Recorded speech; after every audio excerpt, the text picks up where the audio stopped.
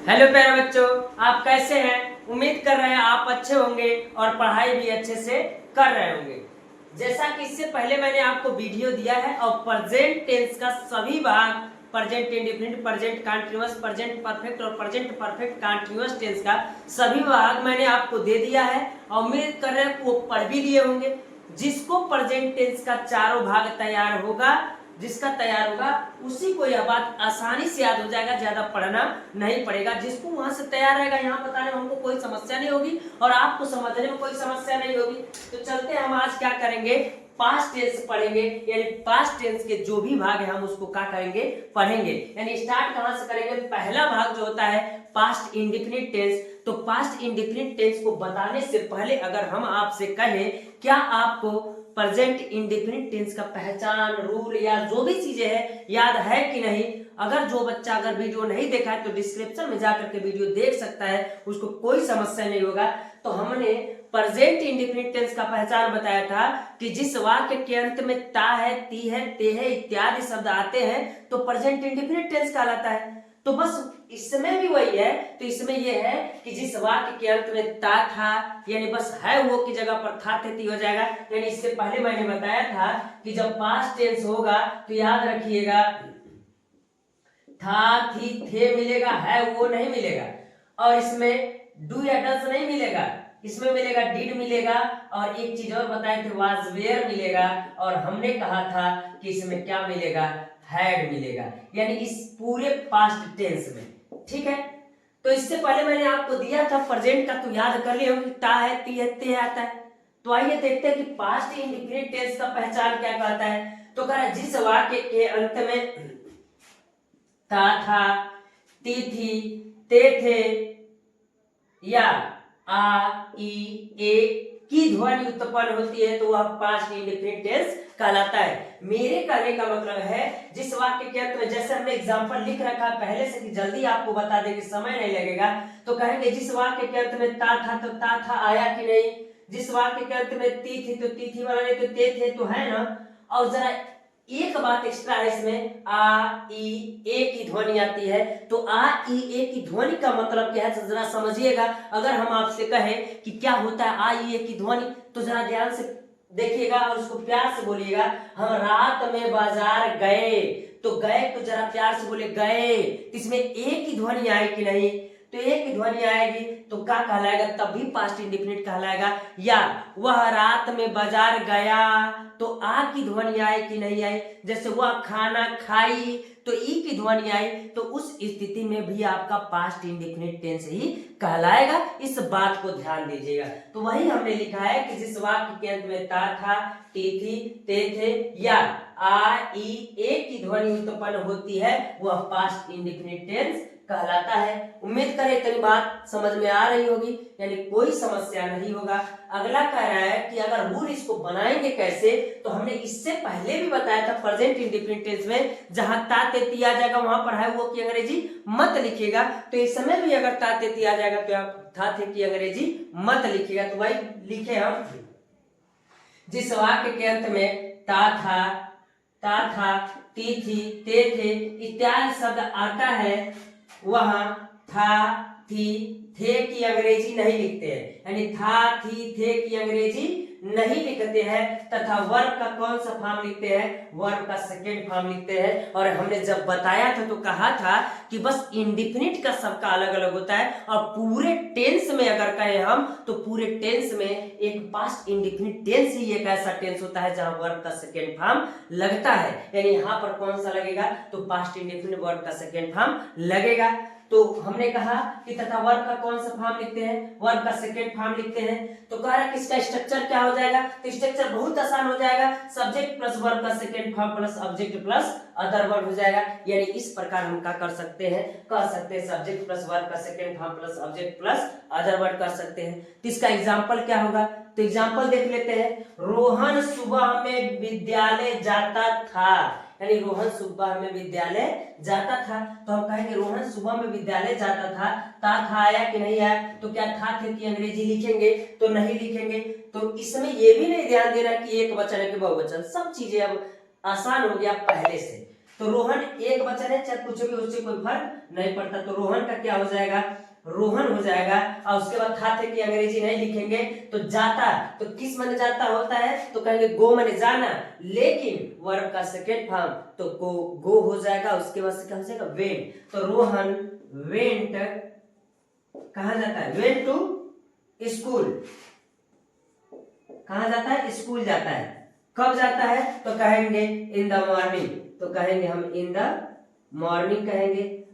अगर इसी प्रकार इसमें अगर देखा जाए तो इसमें एक वचन बहुवचन का टेंशन नहीं है कि कौन सा वचन है। वे खेत में फुटबॉल खेलते थे, तो थे आया कि नहीं आया, तब भी पास्ट इंडिफिनिट कराएगा। वे खेत में फुटबॉल खेलते थे, तो हम कहेंगे कि दे माने वे हो जाएगा।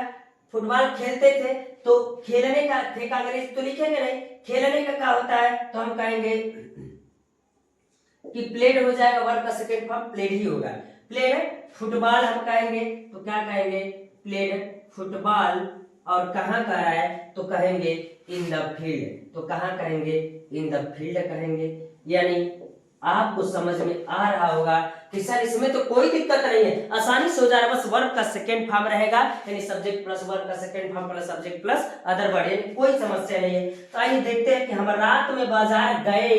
तो हम रात में बाजार गए, तो इसमें एक वचन बहुवचन ध्यान देना ही नहीं है। तो क्या हो जाएगा, तो कहेंगे वी, गए मतलब वेंट माने गए, we went to market, to market. तो मार्केट कब गए, तो कहा in the night, in the night. तो कहेंगे इन द नाइट मतलब रात में, इन द नाइट मतलब रात में। तो इतना हो गया। तो इस प्रकार यह अफर्मेटिव हो गया। तो इसका नेगेटिव क्या होगा, तो आइए देखते हैं कि इसका नेगेटिव क्या होगा। इसका नेगेटिव सेंटेंस का जो होता है रूल, तो देखते हैं कि उसका रूल क्या होता है। तो हम कहेंगे ऐसे वाक्यों को बनाते समय एक वचनकर्ता या बहुवचनकर्ता दोनों के साथ, यानी इसमें यह भी नहीं याद करना कि एक वचनकर्ता के साथ दूसरा लगेगा, बहुवचनकर्ता के साथ दूसरा लगेगा, यानी दोनों के साथ हम कहेंगे तो किसका प्रयोग करते हैं, डिड नॉट का प्रयोग करते हैं, डिड नॉट का प्रयोग करते हैं। तथा वर्ब का कौन सा फॉर्म लिखते हैं, तो वर्ब का सेकेंड फॉर्म लिखते हैं। लेकिन नेवर के साथ वर्ब का सेकेंड फॉर्म लिखते हैं, यानी अगर नॉट लिखना होगा तो डिड नॉट लिखिएगा, लेकिन वर्ब का कौन सा फॉर्म लगाइएगा, फर्स्ट फॉर्म लगाइएगा। और अफर्मेटिव में सेकेंड फॉर्म लगा करता था, लेकिन नेगेटिव में अगर नेवर आ जाएगा, नेवर मींस कभी नहीं आ जाएगा, तो उस स्थिति में वर्ब का सेकेंड फॉर्म आप लगाइएगा। तो कह रहा है ऐसे वाक्यों को बनाते समय एक वचनकर्ता या बहुवचनकर्ता दोनों के साथ डिड नॉट का प्रयोग करते हैं तथा वर्ब का सेकेंड फॉर्म लिखते हैं, लेकिन नेवर के साथ वर्ब का फर्स्ट फॉर्म लिखते हैं, लेकिन नेवर के साथ वर्ब का सेकेंड फॉर्म लिखते हैं। तो आइए देखते हैं इसका स्ट्रक्चर क्या होता है। तो कहेंगे subject plus did not plus verb का first form plus subject plus other word. तो एग्जांपल है, इसको बना के देखते हैं। तो कह रहा है चपरासी सुबह में घंटी नहीं बजाता था, तो द ट्यून हो जाएगा। अब इसमें भी नहीं याद करना है कि एक वचन है बहुवचन, तो सबके साथ डिड नॉट लगेगा। डिड नॉट लगेगा तो ये वर्ब का कौन सा फॉर्म रहेगा, फर्स्ट फॉर्म रहेगा। Ring the bell in the school कह देंगे, विद्यालय में, तो इन द स्कूल हो जाएगा। अगला कह रहा है बच्चे कमरे में नहीं सोते थे, बच्चे कमरे में नहीं सोते थे, बच्चे एक वचन बहुवचन, तो कहेंगे द चिल्ड्रेन हो जाएगा। और कहेंगे हम द चिल्ड्रेन डिड नॉट, और क्या करते थे, स्लीप करते थे, यानी सोते थे, तो स्लीप कहेंगे। इन द रूम कहेंगे, तो कहेंगे इन द रूम कहेंगे। यानी इस प्रकार आपका हो जाएगा। और इसमें देखिए हमने क्या क्या, हम विद्यालय में कभी नहीं पढ़ते थे, तो कभी नहीं आएगा, तो वर्ब का सेकेंड फॉर्म लगाइएगा। तो हम क्या कहेंगे, तो कहेंगे वी मीन्स हम विद्यालय में कभी नहीं पढ़ते थे, तो कहेंगे वी नेवर रीड का सेकेंड फॉर्म रीड ही होगा, रीड इन द स्कूल, तो कहेंगे इन द स्कूल, तो स्कूल हो जाएगा।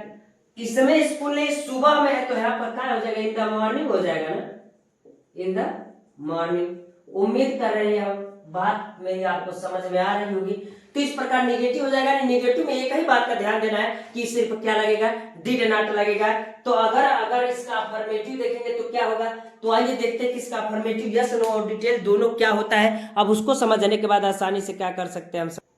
इसका इंट्रोगेटिव सेंटेंस जो यस नो वाला होगा, इससे पहले भी मैंने आपको बता दिया है कि अगर इंट्रोगेटिव यस नो वाला रहेगा तो इसका मतलब यह होता है कि उसका जवाब हम हाँ या ना में दे सकते हैं, यस या नो में दे सकते हैं, तो उसको कहते हैं इंट्रोगेटिव सेंटेंस यस नो वाला कहते हैं। तो आइए देखते हैं इसका रूल क्या होता है बनाने का। हमने कहा ऐसे वाक्यों में प्रश्नवाचक शब्द सबसे पहले रहता है लेकिन उसकी अंग्रेजी नहीं लिखते हैं, और यह बात हम शुरुआत से बताते आ रहे हैं। लेकिन उसकी अंग्रेजी नहीं लिखते हैं, उसके स्थान पर एक वचन करता या बहुवचन करता, चाहे एक वचन हो चाहे बहुवचन करता, दोनों के साथ हम कहेंगे डिड का प्रयोग करते हैं तथा वर्ब का कौन सा फॉर्म लिखते हैं, तो वर्ब का फर्स्ट फॉर्म लिखते हैं, और अंत में प्रश्नवाचक चिन्ह जो होता हुआ हम अवश्य लगाते हैं, इस बात का ख्याल रखिएगा। तो इसका स्ट्रक्चर क्या हो जाएगा, तो did plus subject plus verb का first form plus subject plus other word plus question mark, इतनी बात कह सकते हैं। अंतर क्या है, डिड यहाँ था उठ करके यहाँ आ गया।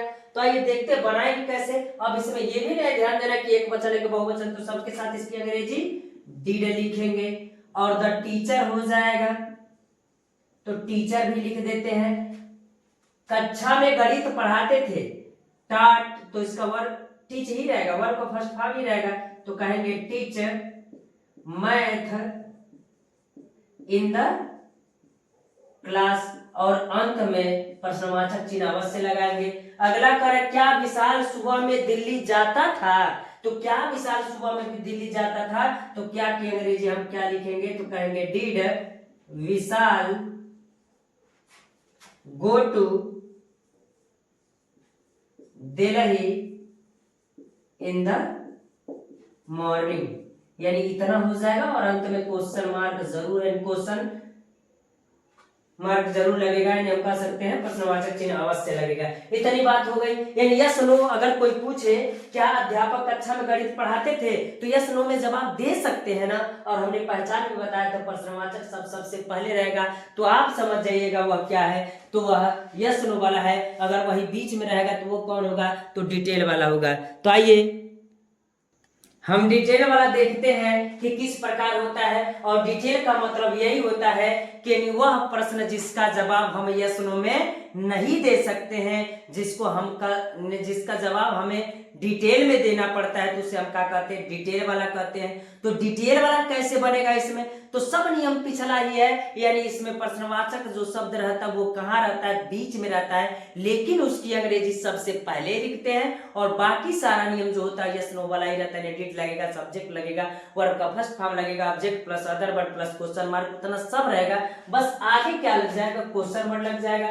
तो हम कहें ऐसे वाक्यों में प्रश्नवाचक शब्द बीच में रहता है लेकिन उसकी अंग्रेजी सबसे पहले लिखते हैं, और बाकी सारा नियम कौन सा है, यस नो वाला ही है। तो जरा देखिए अगर इसको हम बंद कर लेते हैं तो जरा ये वाला कॉपी से मैच कीजिएगा अपने कि क्या ये यस नो वाला है कि नहीं, तो बस यही यस नो वाला है, यानी बस क्वेश्चन वर्ड आगे जुड़ जाएगा, यानी जो प्रश्नवाचक शब्द बीच में है उसको सबसे पहले हम क्या करेंगे, लिखेंगे, यानी इसमें क्या हो जाएगा, वाई हो जाएगा, और उसके बाद डिड सबके साथ लगेगा तो कहेंगे डिड, और रमेश है तो रमेश कहेंगे और रमेश हो जाएगा, और उसके बाद से क्या करें, दौड़ता था तो कहेंगे वर्ब का फर्स्ट फॉर्म यानी रन, और कब, इन द नाइट, यानी रमेश रात में क्यों दौड़ता था, और अंत में क्या लगाइएगा, तो हम कहेंगे क्वेश्चन मार्क। अगला करें लड़के विद्यालय में गणित कहाँ पढ़ते थे, तो कहेंगे कि अब इसमें पहचानना तो है नहीं, तो फिर क्या लगेगा, जो